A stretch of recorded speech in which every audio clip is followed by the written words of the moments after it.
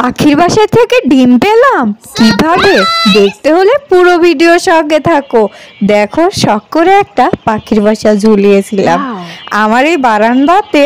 আমি কিছু শখ করে ইনডোর প্লান্ট লাগিয়েছিলাম, ভাবলাম তোমাদের মাঝে শেয়ার করি। দেখো ক্যাকটাস গাছে কত সুন্দর লাল টুকটুকা ফুল হয়ে আছে। তো কেমন লাগছে ফুলটি অবশ্যই কমেন্ট করে জানিও তোমরা। দেখো নীলকণ্ঠ ফুল কি সুন্দর হয়ে আছে। তারই মধ্যে দেখো তোমাদের বলেছিলাম পাখির ডিম কিভাবে পেলাম।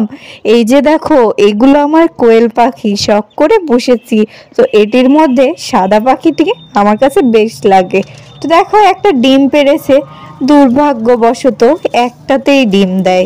জানো তো আমি খুবই শখ করে পাখিগুলো কিনেছিলাম, তো একটাতেই ডিম দেয়। ভাবলাম তোমাদের মাঝে শেয়ার করি।